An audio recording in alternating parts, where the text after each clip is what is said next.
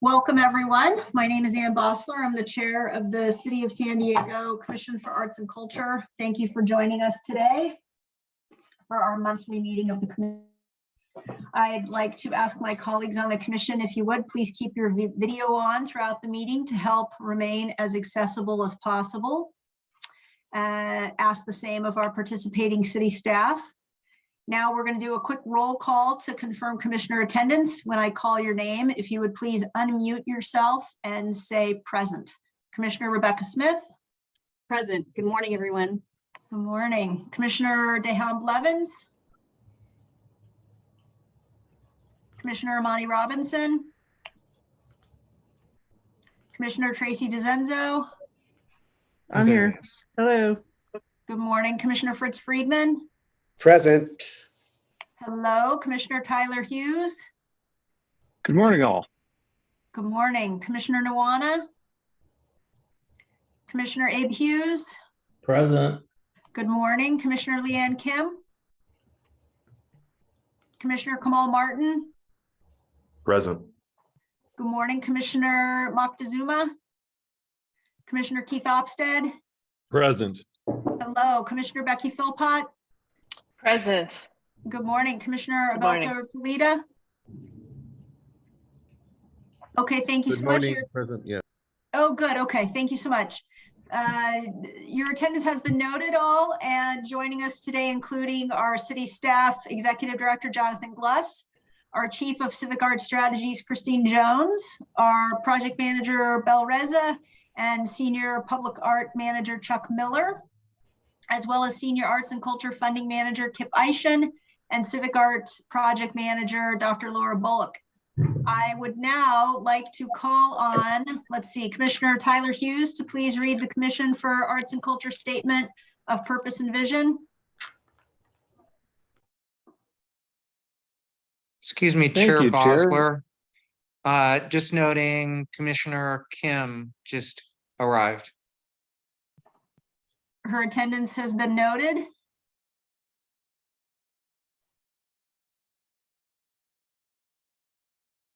Thank you, Chair. I'm actually trying to find it. It's not on our agenda this day.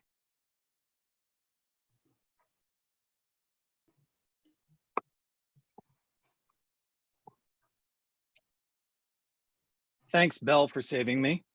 There we go. Thank you so much.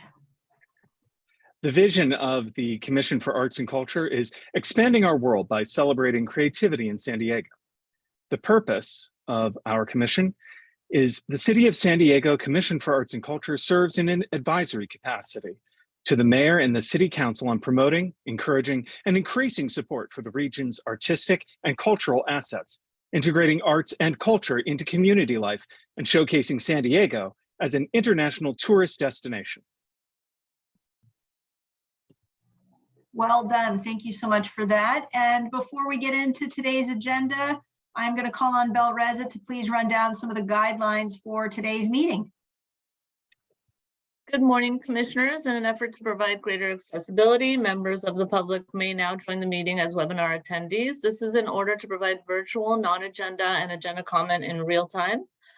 Commissioners, city staff, and authorized presenters are attending the meeting as panelists. The meeting will function for you identical to any typical Zoom meeting. Quick refresher, just please remember to keep your camera on, keep yourself on mute, and use the chat box to signal when you'd like to speak. This is in order to comply with Brown Act. Chair Bosler?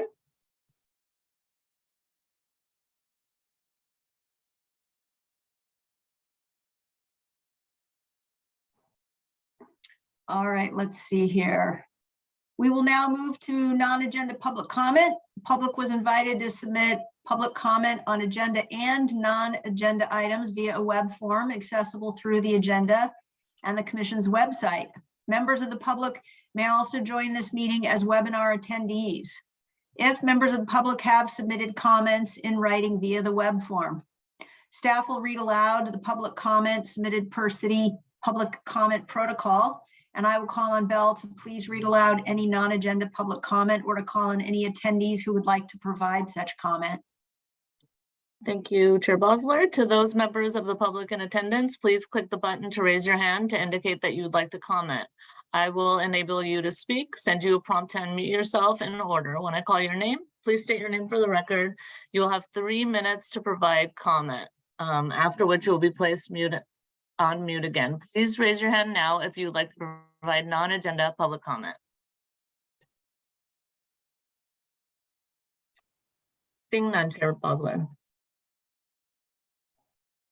Okay. I hope everyone has had an opportunity to review the minutes from the November commission meeting. Would anybody like to make a motion to please approve the minutes? Please type speak into the chat window, and when I call on you, verbally state your name and make your motion. Commissioner Opstead? I'd like to make a motion to approve the minutes of our November 18th meeting. Wonderful. Thank you for that, Commissioner Opstead. And do we have a second? I see Commissioner Friedman. I second the motion. Okay, thank you for that. We have a motion and a second. Before we vote, is there any discussion? If you would like to have any comments or discussion, please type speak into the chat portal. Okay, seeing none, we'll now take a vote. I'll call your name. If you would, please respond out loud with yay, nay, or abstain. Remember, you do not need to have been present at the meeting to vote or to discuss. Commissioner Rebecca Smith. My vote is a yay. Thank you. Commissioner Blevins. Commissioner Robinson. Yay. Thank you. Commissioner DeZenzo. Yay. Thank you. Commissioner Friedman. Yay. Thank you. Commissioner Tyler Hughes. Yay. Commissioner Nawana. Commissioner Abe Hughes. Yay. Thank you. Commissioner Kim. Yay. Thank you. Commissioner Martin. Yay. Thank you. Commissioner Moctezuma. Commissioner Keith Opstead. Yay. Thank you. Commissioner Philpott. Yay. Thank you, Commissioner Polito. And my vote is a yay. Minutes are approved. Now we are going to move along to our committee reports. Our first report will be with respect to policy and funding. At this point, I'd like to call on Committee Chair Rebecca Smith to provide that report. Of course. Thank you, Chair Bosler. So our committee met last Friday, December 9th. And what I really want to highlight is an awesome presentation from our friends at the RISE San Diego organization. Tony Young opened up the presentation, and then Anna Marie Till was sharing the report in working with many of our BIPOC organizations. I'll say many, but I also know we are interested in really hearing from more organizations. But the two topics that really stood out for me, and then I want to invite other policy and funding committee members to share, are really how do we support and align with some of our smaller organizations, BIPOC organizations, around capacity building, specifically around fundraising and marketing. There's always lots to do. So again, really grateful that we had a pretty honest conversation with both Tony and Anna Marie. So I welcome any other committee members to share at this point.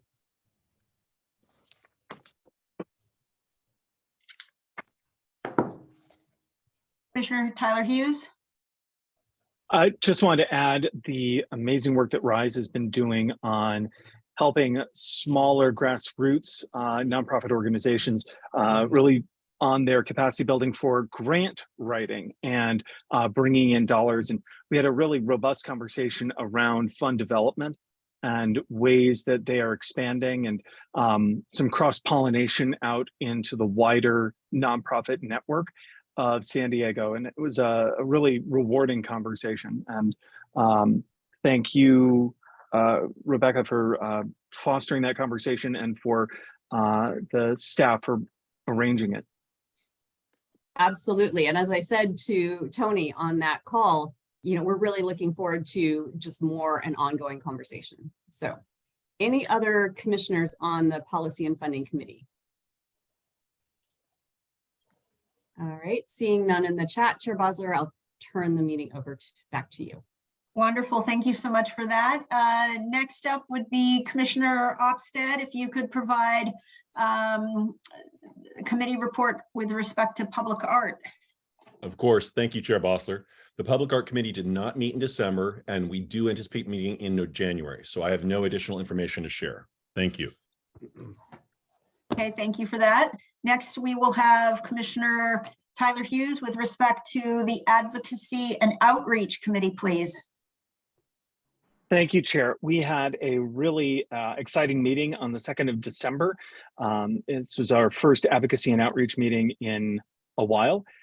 So it was great to have so many new members of the committee join. And we had a bit of a table setting discussion around the process of city budgeting and our role in advocating for funds out to our elected officials, as well as the process of sitting down with those officials and laying out the case.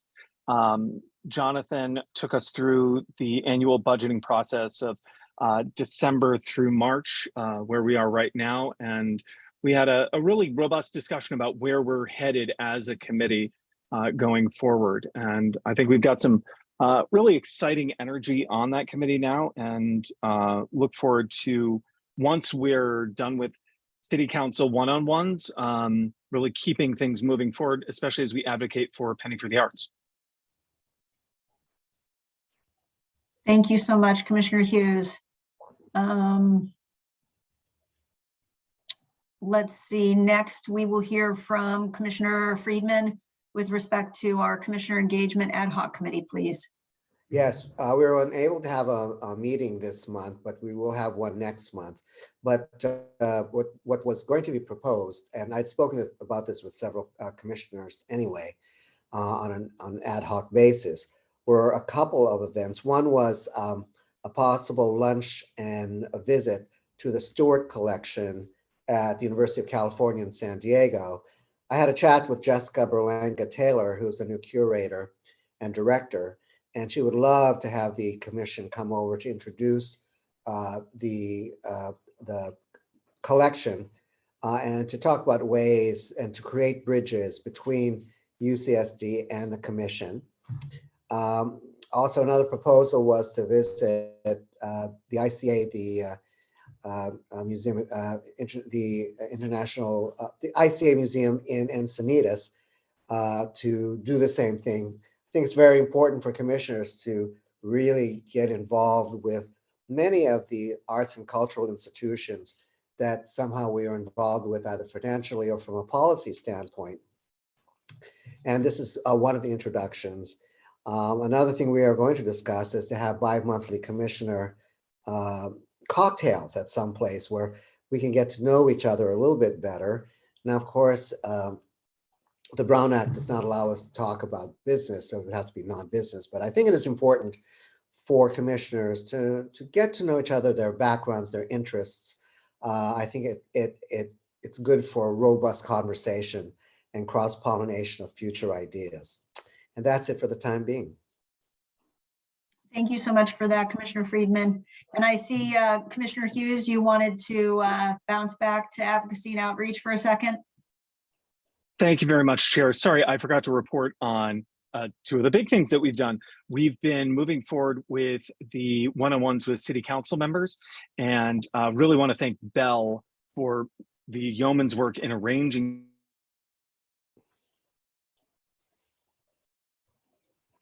really helping spearhead those one-on-one conversations. We've had very successful chats thus far with council members Whitburn and Campbell. And next week, we're going to be meeting with Campillo and La Cava.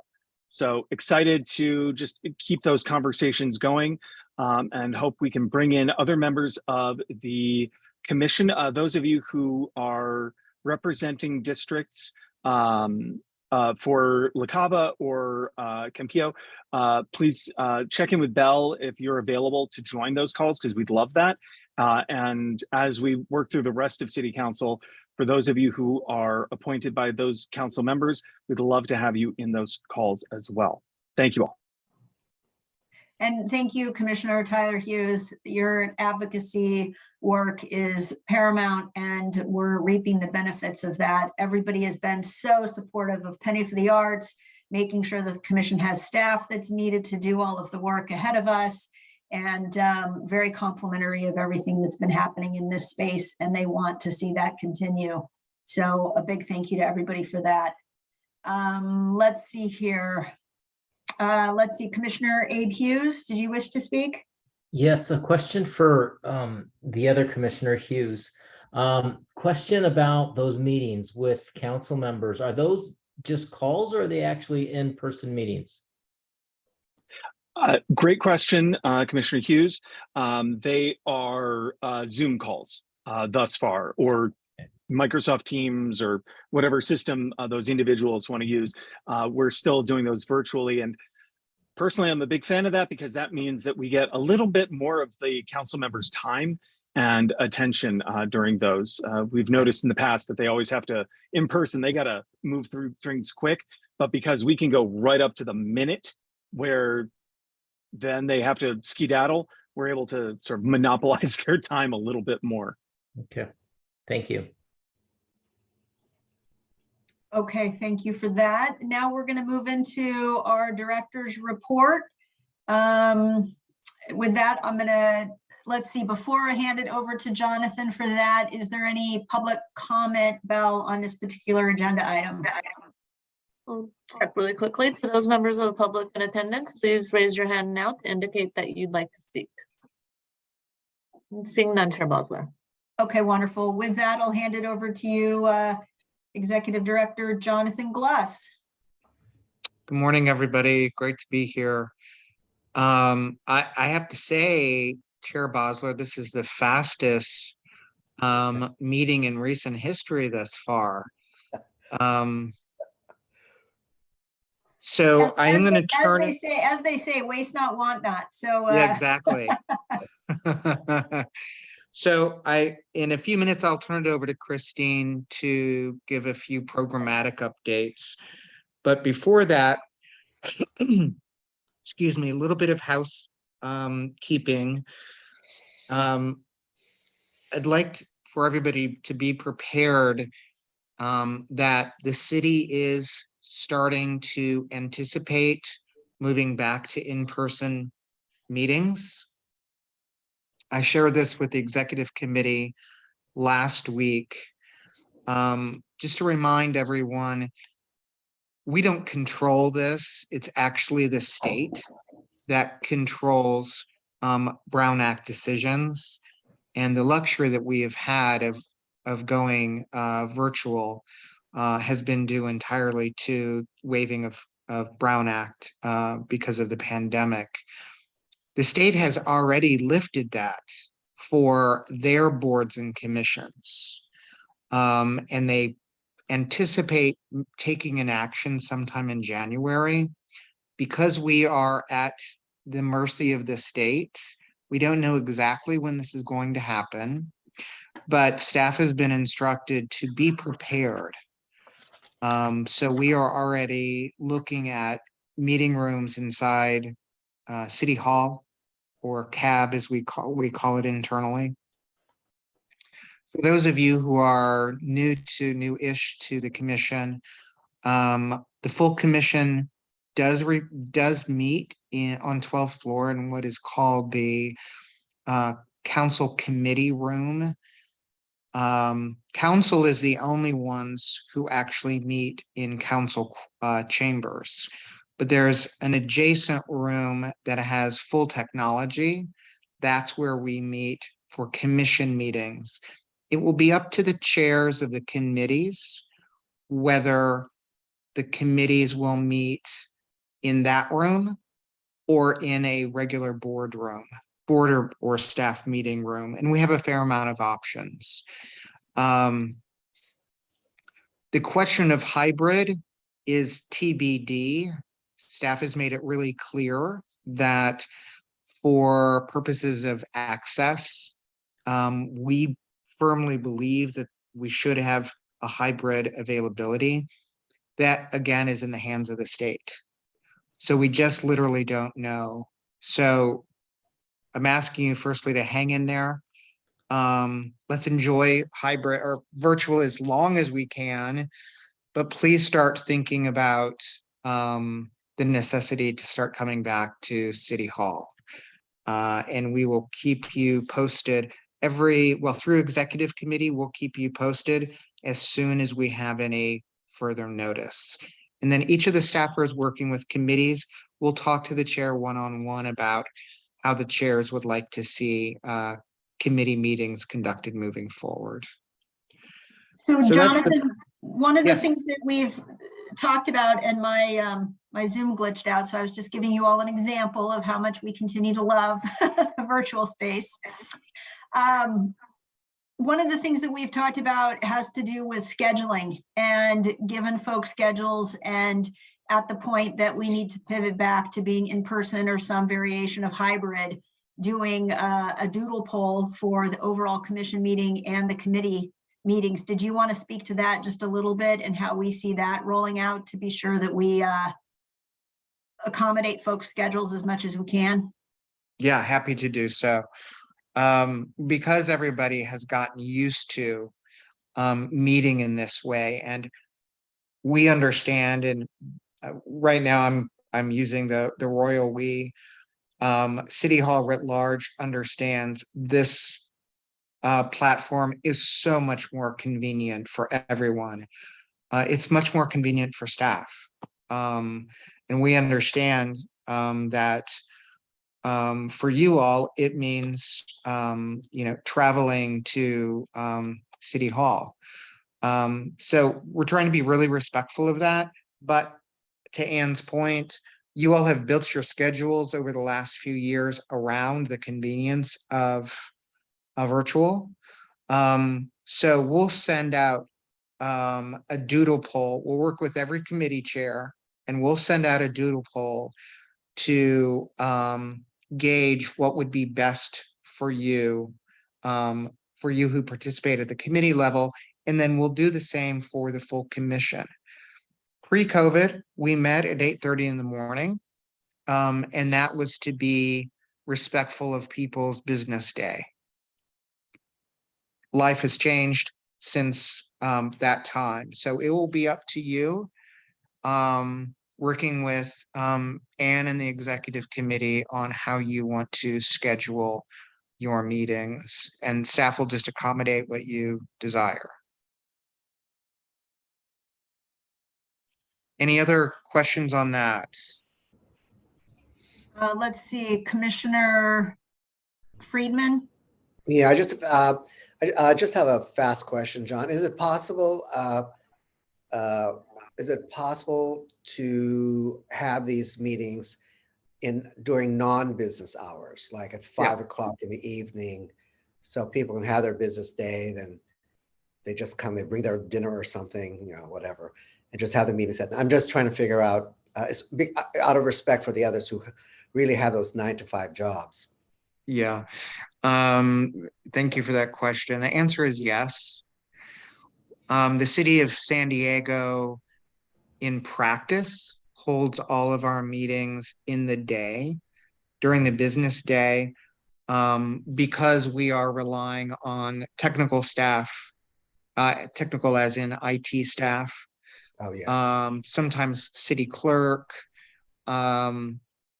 sometimes when we're back in the building, security staff, and then some city staff only work during the core business hours.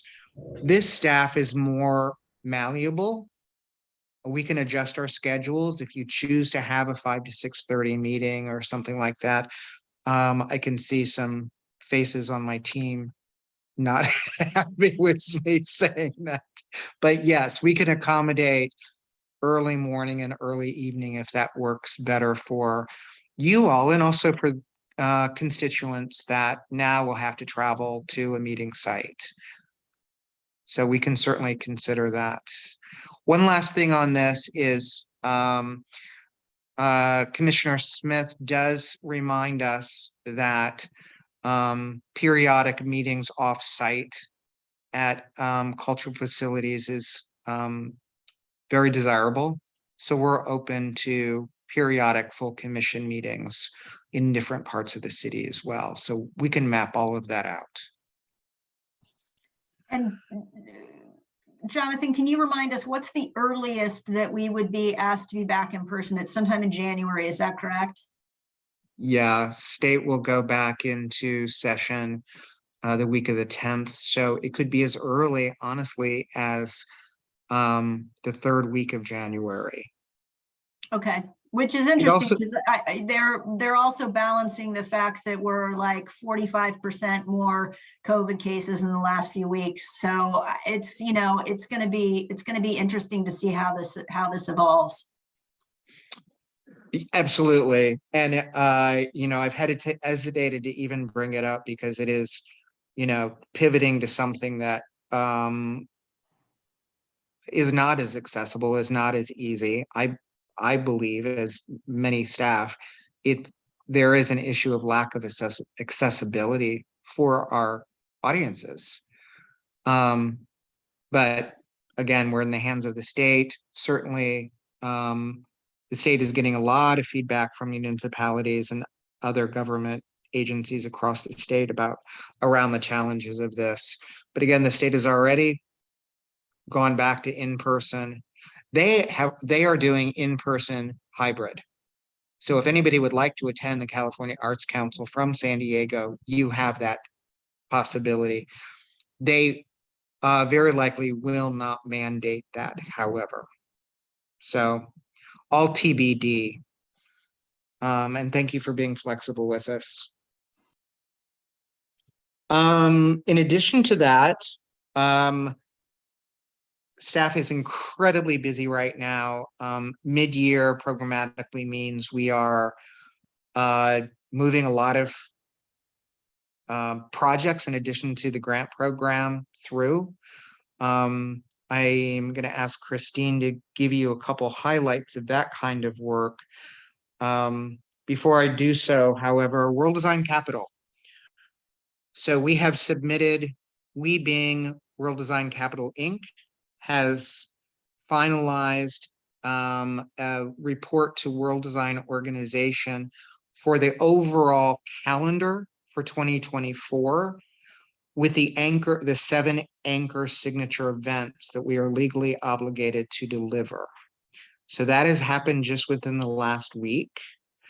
Our CEO, Carlos de la Mora, led that work. With that, our next deliverables to World Design Organization is a 3-year budget, staff work plan, and a communications plan. I'm sharing those real basic tactical operational benchmarks simply because that's what had to happen before we get into another round of engagement, which is what you all are very excited about. I will offer over the last 6 weeks, the larger design community has been engaged twice by our friends at Design Forward Alliance, and that's been very, very, very successful. Leadership from UCSD has convened academic leadership from universities on both sides of the border. Excuse me. In January, we want to work with you all to convene this will have to be towards the end of the month, the nonprofit arts community again. So I'll be reaching out to a couple of you to help some planning around that. And then we have scheduled what's called the signing ceremony. We're calling it an honoring ceremony. That is going to be on May 26th in the morning. And you'll be receiving more information about that also in January. So now that we've got these fundamentals in place, there's lots of opportunities for you all to be plugging in. So stay tuned on that beginning truly in the new year. Could you please share that date again, if you would, Jonathan? May 26th, and it will be in the morning. We don't have exact time yet. That's based on the 2 mayors and the UCSD chancellor, but I'm sure it will be early morning-ish. And right now, the plan is that we'll be adjacent to the border. What the actual venue is TBD. Okay, and I see Commissioner Friedman had requested to speak. No, I already spoke. Thank you. Okay, Commissioner Tyler Hughes. Thank you, Chair. Jonathan, this having inked the agreement and having now come to agreement on calendar and budget just puts me in mind of the 2024 budget. And could you speak to where we stand with the FY24 budget, especially when it comes to additional staff members and just what we're currently advocating for, since this is a part of that budget? Yeah, so that's a great question. Thank you. So two answers to that. We are not, the staff is not actively advocating for a world design capital allocation. Simply because the stakeholders, the obligated stakeholders are taking on that work. And when I say the obligated stakeholders, this just reminding everybody, the city of San Diego is not obligated contractually to provide any financial assistance to World Design Capital. Neither is the city of Tijuana. The financial obligatees are UCSD, Burnham Center, and Design Forward Alliance. So their conversations about any kind of public funding for WDC is separate from our work. With that said, well, let me pause there. We are right now, staff is preparing FY24 budget proposals that will be internally vetted by our chief operating officer at the end of January. As usual, the message is we are in a structural deficit. So staff additions will be modest overall.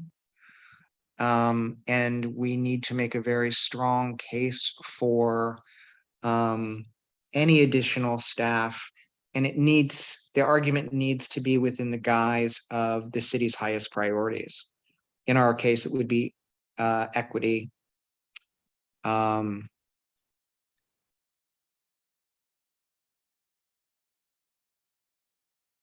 I think the last thing I would say about that, Commissioner Hughes, is you've been on the commission for a number of years. So the environment. There's a lot of concern about adding staff simply because of in long-term investments in pension. So it's not going to be an easy argument to be adding staff this year. I will be proposing so, but that doesn't mean that it actually makes it through the process. It's all department heads are going to make requests. So that's where we are with that. So Jonathan, just to be clear, isn't there a nuance of fully staffing for the number of positions that are already slotted for the Arts Commission as opposed to growing the staff? Yeah, that's a great question. Thank you for that. Yeah, so we are down one person for what is budgeted right now. The good news is that position will be filled in early January. We have extended an offer to a new staff person that has been accepted. Excuse me, we can't announce it quite yet, but we're confident that things will work out and we'll have a second staff person in the funding program in early January. So that's terrific. I think what you're getting at, Anne, is we're still 2 positions less than pre-pandemic. And so for us to be fully functioning and not necessarily aspirational, but fully functioning, we need those 2 positions. So the question is whether or not we can achieve those. And that's the environment I was alluding to, that it's a challenge this year. And that environment likely will continue until 2028 when we're through the pension. What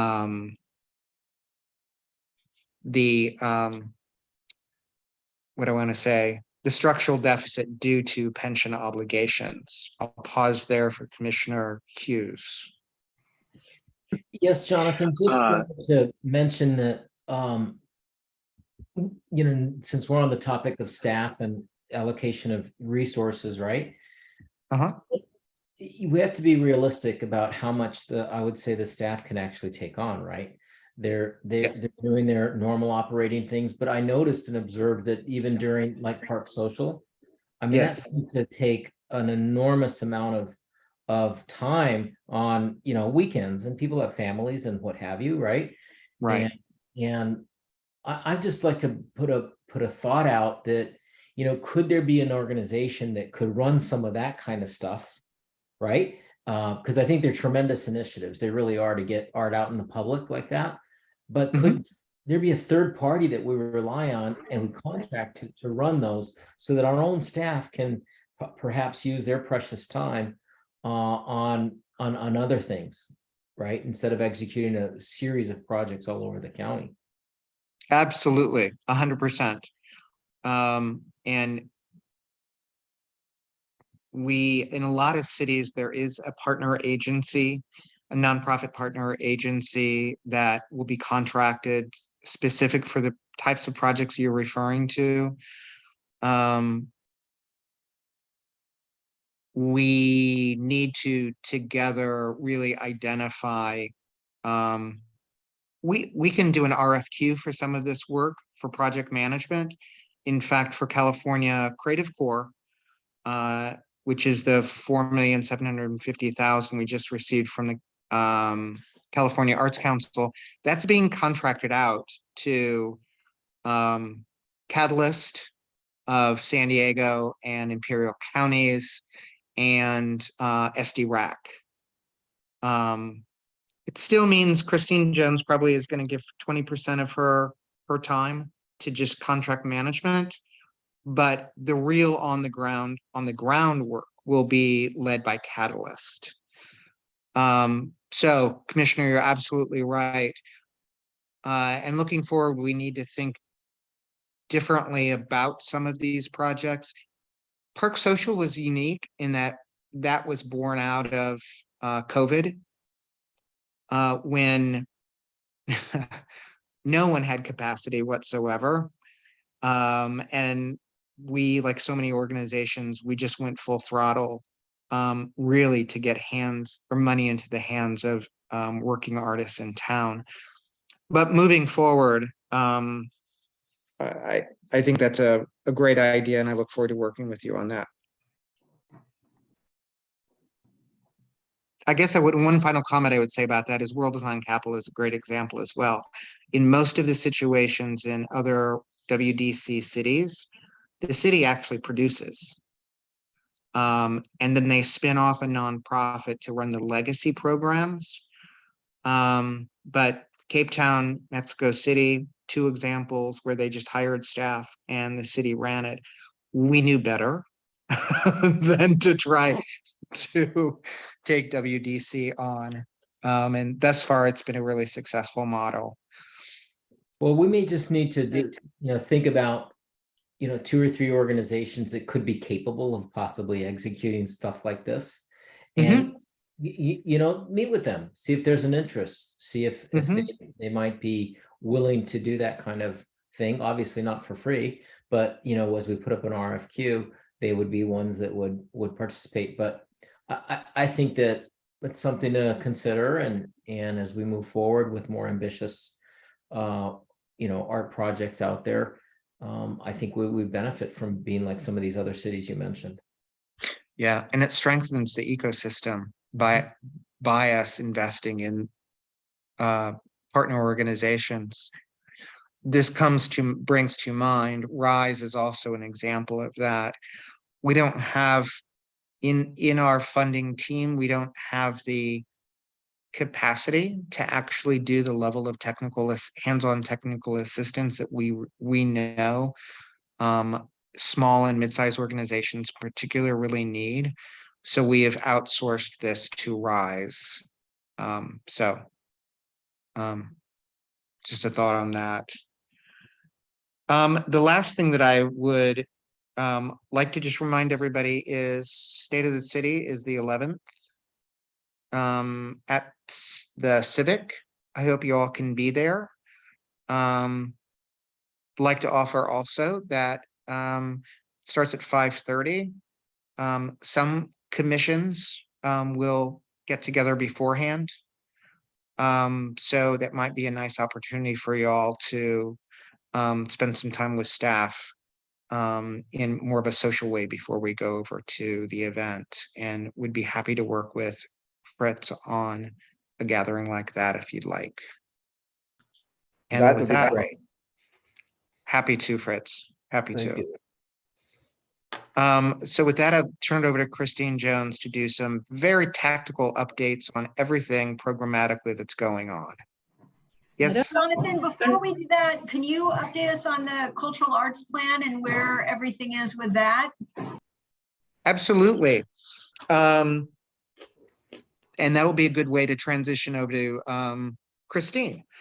So you all know Cultural Planning Group has been contracted. There was actually an article in the newspaper today, so it's fully public at this point.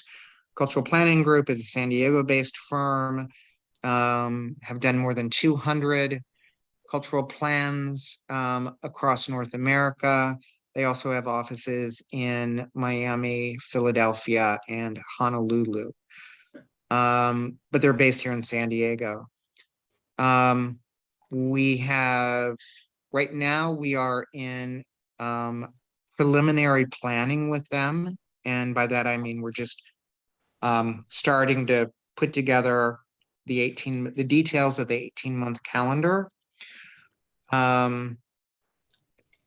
For your information, the arts and culture team that is staffing this will be Bel Reza, Christine Jones, and myself.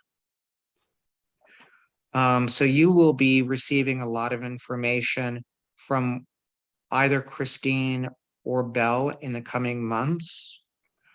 Bel will be handling logistics and external. Christine will be doing contract management and internal cross-department work. And I'll be working with both of them on larger policy, et cetera. We've identified an internal working team that will be cross-departmental, that we'll be announcing in early January, but I'm very excited about this because we're bringing around us immediately all of these departments that we have had only informal relationships with over the years. Excuse me. And then in late January, there will be a site visit for the planners. That first site visit, they'll be meeting with executive staff, key elected officials. That's probably the bulk of what they will be doing. And we'll have a small group of you all. We don't want to have the formal meeting yet where all of you are there in public meeting. So we'll start with Anne, and we'll build out from there based on timing. And it will probably go through committee chairs. Hold on that TBD what the scheduling looks like, but it is the end of January. I think I'll pause on that and I'll hand it over to. Well, just a second. It looks like we got a few commissioners that wanted to speak. Commissioner Tyler Hughes. Oh, sure. I'm sorry. That's okay.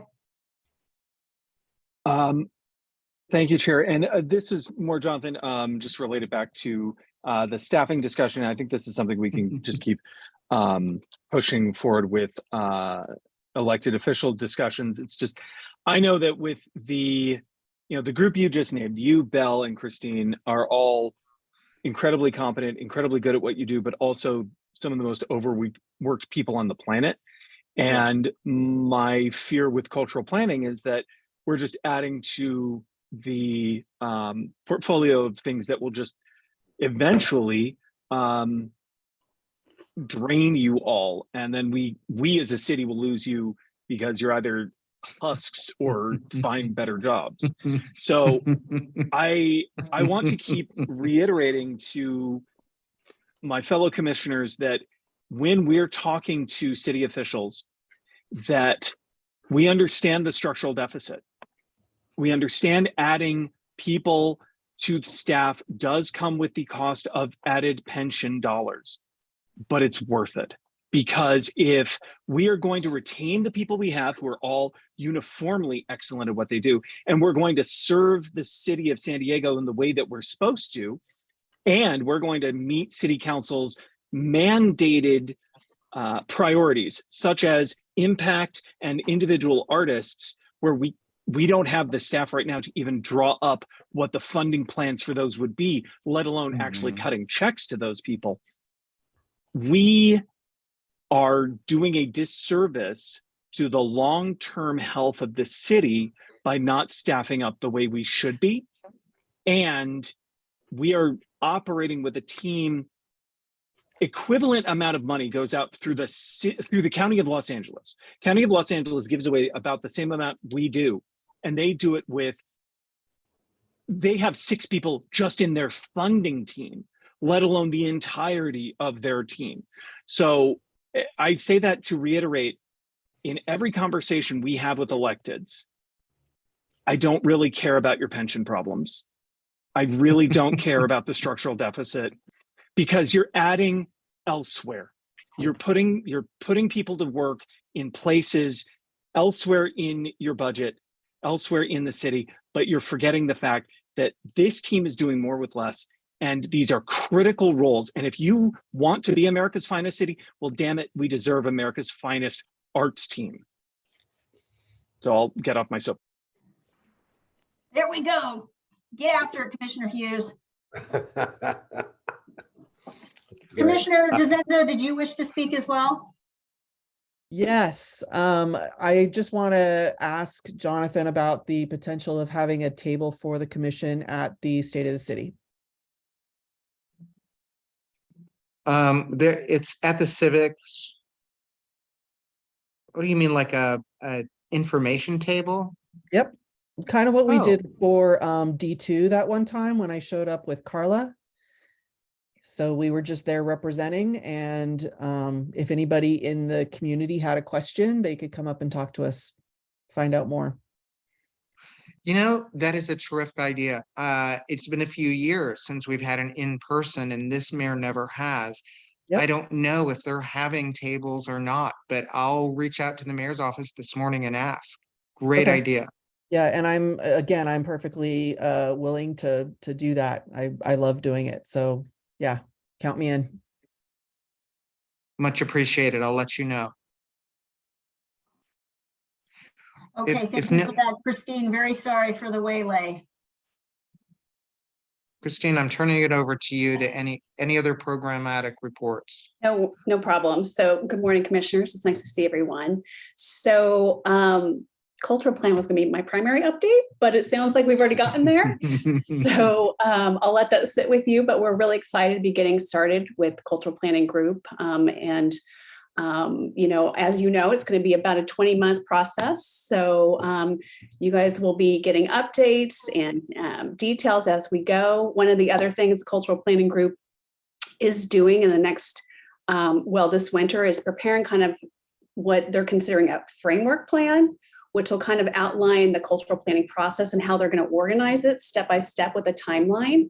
And so later this, probably in March or April, we'll be able to do a presentation with you all on what that's going to look like. So you'll have a really good understanding of all the steps involved, the milestones, their deliverables, and that we'll be briefing you on before we launch public engagement, which will be happening in the end of Q2 and into Q3. So there'll be a really robust public engagement, which will again be kind of part of this framework, which we'll brief you on, and looking at ways on how you guys can plug in and really be part of that process. So we're really excited about that. So more details to come on all that. And as Jonathan mentioned, we are working on Creative Core. As you know, the city of San Diego was given a $4.75 million administering organization grant to launch this both in San Diego County and Imperial counties, which is our requirement from the Art Council. So we just recently were at City Council with a contract for Catalyst, who will be our primary partner in really facilitating an implementation of the Creative Core program, which we're calling Far South Border North, Artists and Cultural Practitioners in Community. So, and again, it's very specific. We're basically carrying out what California Art Council is requiring. So this will be able to support artists and cultural practitioners creating public awareness campaigns on specific focus areas that they've outlined, the California Art Council around civic engagement, climate, social justice, and public health. And so we anticipate coming back to you probably at your next meeting and give you a little bit more of a slideshow and get you a little bit more engaged in understanding how that's going to work. But we're really excited to be launching that program in winter of 2023. So more details to come at your next meeting on that. And then one of the other things, just as a reminder, the city of San Diego's got 3 public art opportunities out right now. The deadline is actually on the 19th of December, so just a few days. So again, we've got 3, we're looking for artists to provide public art project services for Hidden Trails Park, Willie Henderson Sports Complex, and Southwest Park. These are all new, 2 of them are new parks, and one of them will be kind of a rehab of a park in the city. So we're really excited to be able to do public art projects in parallel and incorporate it into the overall capital improvements. So I'll share the link, and if you know any artists who might be interested in applying, please share the link for them to potentially apply. So just a couple more days for that. And then last but not least, I'll just update you that we have a poet laureate and that is going through a procurement phase right now. So we can't announce who it is, but we do have identified a poet laureate. That this will be the city's 2nd poet laureate, and we're hoping to be able to announce in January. So stay tuned on that. But we're incredibly excited and to share the news when we can. So hopefully that will be pretty soon. So that kind of concludes my updates for you today. Christine, thank you. We mentioned this at last month's meeting, but thank you to Dr. Pulido for serving on that panel. We're super excited about this this opportunity. And then I would like to again remind everyone, funding is, or excuse me, in the spring time, so in the coming months, we are, and myself in particular, I'm available at any time to meet with any constituents that you have. We really don't want to wait until the fall for organizations to be forced to learn our funding process within a truncated period of time. So if there are constituents, groups that you would like any of us to speak to, we're fully available to do so. So just please let us know. And I think there's a question from Commissioner Kim. Yes, thank you. I'm very excited about the Poet Laureate. I was wondering if you can give us a little, whether it's Christine or Jonathan, what exactly is this Poet Laureate going to do for the city? How long is the term? I'm assuming that they get paid. Does that funding come out of the commission's budget? How does that work? Yeah. So just quickly, it's a 2-year term.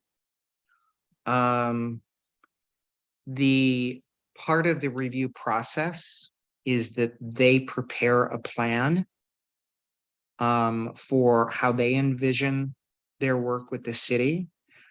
I will say through the interview process, it was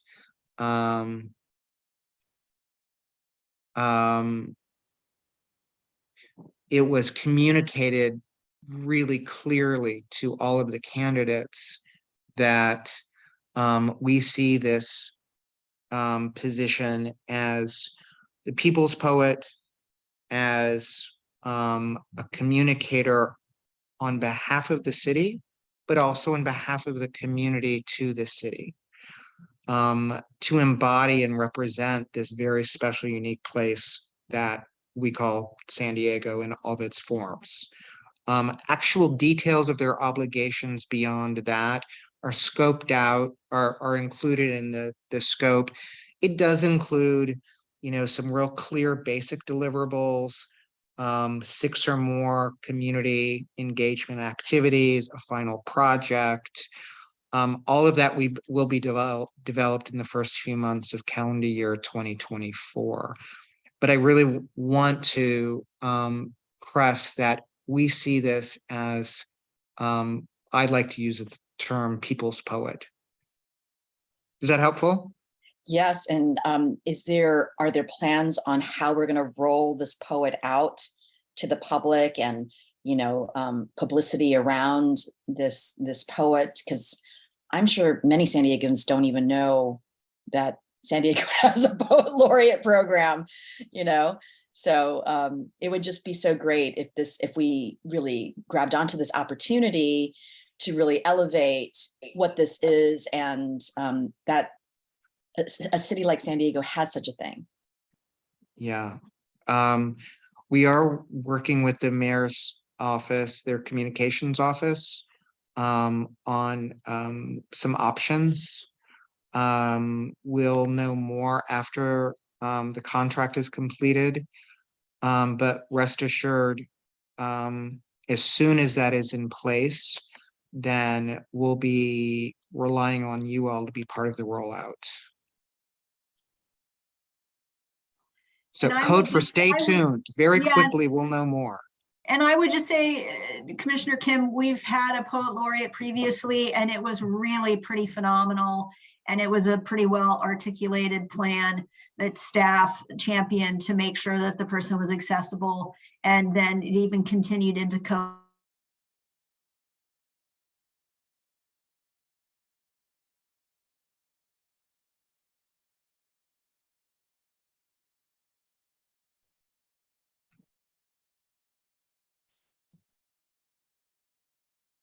Did we lose our chair? I'm glad you said something, because I wasn't sure if it was on my end. There she is. There she is. And you're on mute. Sorry about that unstable connection today. Commissioner DeZenzo, did you wish to speak? Yeah, I'm not gonna ask you to tell me if it happened, but did you happen to get any deaf poets apply this year? Christine, can you answer that? I can't answer for a fact, because we don't ask for those types of things from a poet Okay. application, right? Okay. To be fair, equitable, right?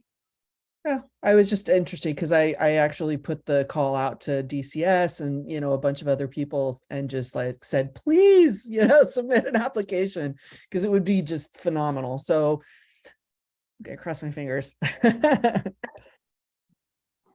Thank you for doing that. You have to have parameters on what you can ask and what you can't ask, and that would probably fall into the category of what you can't ask. So time will tell on that one, but love the push for that community. I think it's important to be inclusive of all, and that definitely feels that way. So thank you for that, Tracy. Commissioner Philpott, did you wish to speak? Yes, I just had a comment on that. it doesn't probably have to be answered right now, but I was wondering if this poet laureate, if they would also be involved in things like the Border Voices poetry program, because that was something that one of my children participated in, and whose poem was chosen when Lawrence Ferlinghetti was the poet speaker for the occasion. And that's just a really great organization, and they're tied into a lot of other poetry related organizations in San Diego. So I would assume that there would be some sort of intersection here. Christine, would you like to take that?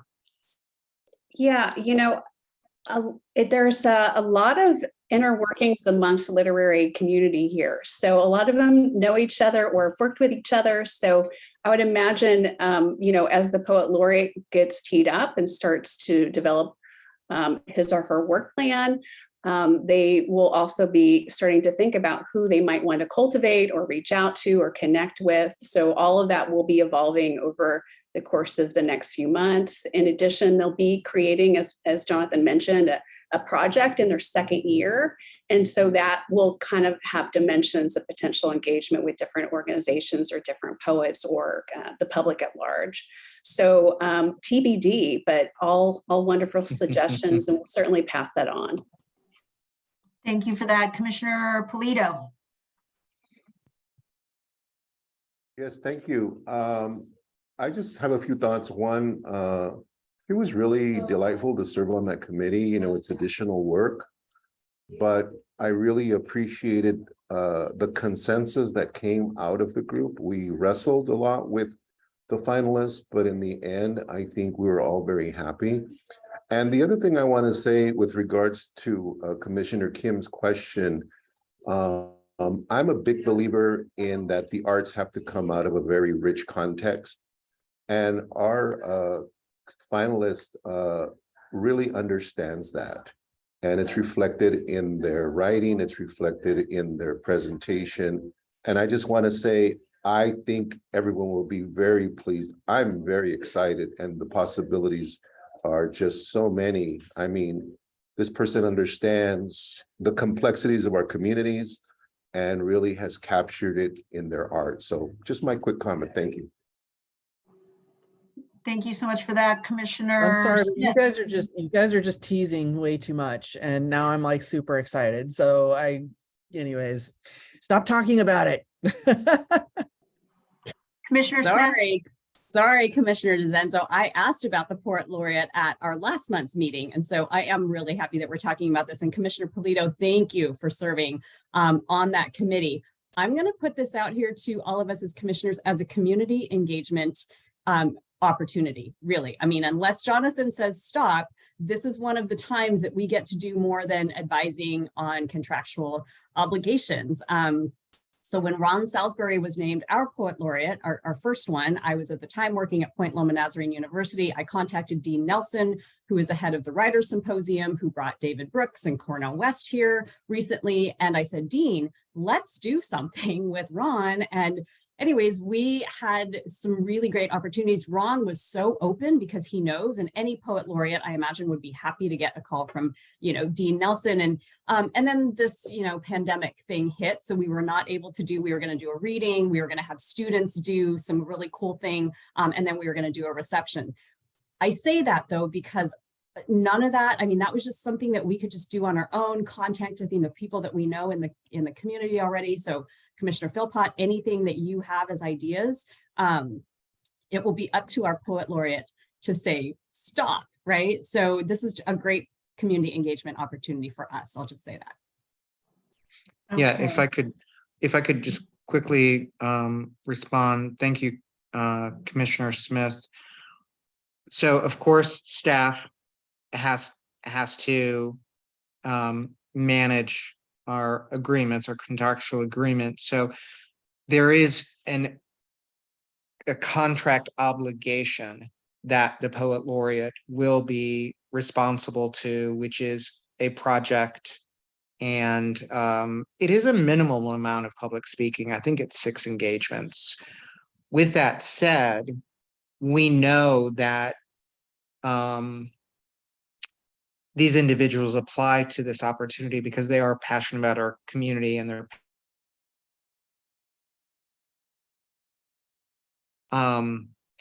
as long as the poet laureate is willing, then we leave it up to the poet laureate to say no, is basically how we approach this. And that's why Okay, you have Dean Nelson call, not me. Right? Sorry, I had to throw that in there. okay. Jonathan, anything else before we transition to business for future agendas? No, thank you so much. Okay, thank you. Wonderful, wonderful stuff. All right, so now we'll move on to new business for future agendas. Any public comment for this specific agenda item? If there are any members of the public in attendance, please raise your hand now to indicate that you'd like to speak. I'm seeing none. Chair Bosler? Okay, Commissioner Abe Hughes to comment? Yes, I mentioned this at our last meeting, and I'd just like to keep that flame alive and burning. It's regarding the proposition that was approved by voters of California to fund the arts. And I just wanted to, again, figure out what does this all mean for us, and how can we somehow organize ourselves to maximize whatever we're able to get of that funding. And just, again, I've been out of the country a bit here, and I haven't really kept on top of it, but I just want to make sure we all do, and that the Jonathan and staff, whoever it is, organize ourselves to maximize what we can get from this. So Commissioner Abe Hughes, point well taken. We had talked during our last commission meeting about having Russ Sperling from VAPA, from Sandy Unified, and others come to a meeting. Jonathan, if it would be appropriate to schedule that for our January or February meeting. My understanding of Prop 28, and I'm doing my best to learn about this as well, is that there are funds that will be going to the school districts across the state of California. The monies will go directly to the school districts and will be available for staff that are employed by those school districts. It is not money, as I understand at this point, that would be available to 501c3 nonprofit organizations that are providing the arts. Instead, it will have to be folks that are employed by the individual school districts, that the money will be deployed from the school district to those employees. So with that understanding, it changes the tenor of it a little bit in terms of the commission's purview, but the opportunity nonetheless is for many more students to receive arts in a way that they're not currently. Jonathan, staff, did y'all have anything you wanted to add? Just to underscore that both the director of VAPA at San Diego Unified, Russ Sperling, will be with us at the January meeting, as will the executive director of Create California, the advocacy organization that led the challenge, the consortium, Tom DeCaney. So the two of them will be here in January to have really kind of a roundtable conversation with you all about the short and long-term implications and opportunities for us at the community level. Okay, great. Thank you. That's terrific. Thank you so much for that. Any other business for future agendas? Okay, seeing none. If we could, let's go ahead and go around if anybody would like to share anything about what they've been doing in terms of the arts, cultural creativity experiences you've had this month. If we could, let's keep it brief, but please type speak if you'd like to share something. And Commissioner DeZenzo. Yep, hyper local, but I just want to do a shout out to the Ocean Beach Holiday Parade.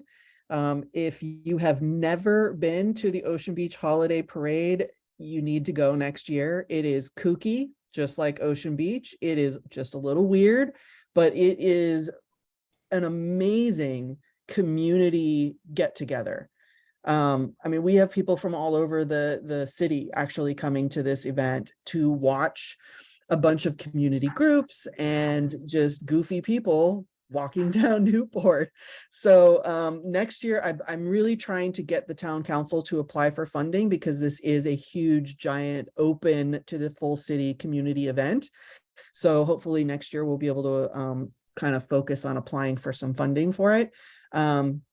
But anyways, if you ever get a chance to go to one of these Ocean Beach holiday parades, I highly recommend it. Okay, thank you for that. Commissioner Rebecca Smith. Thank you to Jonathan and thank you to Christine. I had an opportunity to visit the David's Harp Foundation recently in the launch of their new podcast called BizPod. What's really, really cool here is this is a workforce development initiative. So 94% of the participants in their program come out of the juvenile justice system. That alone, that metric alone is remarkable when you are talking to these super articulate, motivated, like really respectful, like fun young people. Another metric you need to know is that it costs us as taxpayers $300,000 to have these young people in the juvenile justice system, and it costs David's Harp Foundation $40,000 per student to go through, or per young person to go through this program. And then the last thing that I'll say is one of the things that was really remarkable for me, because I care about workforce development and economic impact, is these young people are now making videos for corporate clients like Sony. So they're doing employee training videos, or doing recruiting videos. So their work is actually going towards something that could potentially hire them as employees in the future. You've heard me say this stuff before, and I'll just say one last thing that Brandon Stepp, who is amazing, their executive director, he said, arts is the front door to this kind of change. So David's Harp Foundation, they were also one of the organizations in San Diego that happened to get $1 million check from Mackenzie Scott out of the blue. So super cool. And again, thank you, Jonathan and Christine, for having me there. Wonderful, wonderful. Commissioner Fritz Friedman, please. Hi, yes, I just wanted to mention that last Sunday, I put together this, my college alumni organization event at the Museum of Contemporary Art San Diego in La Jolla. Now, every second Sunday, the museum is free. And so we did this tour, and Jenna Jacobs is the curator. And she also went to my college. So she was kind enough to give us a tour of the museum. And afterwards, we went into one of the rooms, and they have this no-host coffee cart, which also serves wine, thank you, wine and food and all that sort of stuff. So we were able to go to this room and just mingle. It was just a great opportunity to see this museum, which, as you know, is beautiful. And it was on this really, really torrential, rainy Sunday afternoon. But it was ideal to spend a rainy Sunday afternoon in a museum with colleagues and potential friends. And I bring that up because, of course, I think all of us should go and visit that museum because it is beautiful. Just know every second Sunday, and I think every third Thursday or something like that, it's free to the public. And three, I think what I'm going to try to do is have a similar event for the commission to go and visit that museum, and on a Sunday afternoon with your families, if you like, and have a private tour of some of the areas. I think it'll be a lot of fun, and it's a gorgeous space. That's all. That sounds terrific. Thank you so much for that. Commissioner Polita. Just want to let people know that Poncho Sanchez was in town yesterday at the Conrad Presby, which if you've never been to, it's an amazing venue. And they have another Cuban pianist coming in tomorrow, Alfredo Rodriguez. They just put him on the agenda. So if you're up for that, check it out. And then closer to home, Sunday, we are doing a nativity scene nacimiento / Christmas event here at the park. I'm sorry, at the museum from 2 to 5. And I have collected nativity stuff for ages because my mother raised us with that whole tradition. But what we're gonna do this year, we're gonna try to modify, or I could say Chicanoize it a little bit. So for example, we want to put sunglasses on the Three Kings and, just do some fun things. So if you'd like to be part of that and help us recreate and reimagine the Christmas scene with the different sort of Logan Heights, with the cranes in the back from all the industry, come on out and we'd love to have you here. It's free. We'll have some music and some things. So thank you. That's terrific. Commissioner Robinson. I just wanted to say I participated in the bridge lighting in the Diamond District, District 4, and it was really a lot of fun. And the engagement officers, Officer Omar, and I asked him how many officers were there. I thought it was like 20 police officers. He said it was 3. So that was just how much support. And it just felt, we walked from, there's a bank, and we walked across to the bridge on Euclid at the 94 entrance. And it was just a lot of fun. And then we walked back and had performances and had the wonderful Three Kings. And what was really nice, and I thought is very important that a lot of times they don't quite get the chance, are the smaller community vendors were able to come out and sell a lot of holiday items. And it was just a lot of fun. I'm actually really looking forward to even next year. And same Officer Omar at Willie Henderson Park are going to have a toy giveaway, a lot of resources Saturday. So I'm also looking forward to participating in that. And I miss you guys. I never get to see you guys. The park social's over. I mean, what's our next gig? I guess we have to wait till next year. So I just hope you all have just a wonderful holiday. As you can hear, my voice is gone. I had to lay in the bed for 3 days. I don't know what I had. I don't know, but I just I'm happy I feel better. And we're happy you feel better too. Yes, I feel great. Actually, I just feel great. I'm such a wimp when it comes to sickness. So I'm just happy to be here.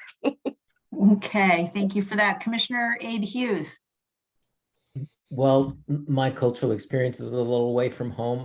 I just got back from India, where we spent a couple weeks there, and just amazing insights into not only the contemporary art scene that's going on there, the murals that are in Delhi, but just the whole cultural phenomenon of India. It was fantastic. It puts a bug in my ear to maybe figure out how do we get more of the Indian community that's here in San Diego, out and about and expressing their culture, because it was so wonderful. And it was great getting blessings from, one of the Shiva temples. I mean, just incredible. Highly encouraged. If anyone has the opportunity to go to India, don't miss the chance. Really great.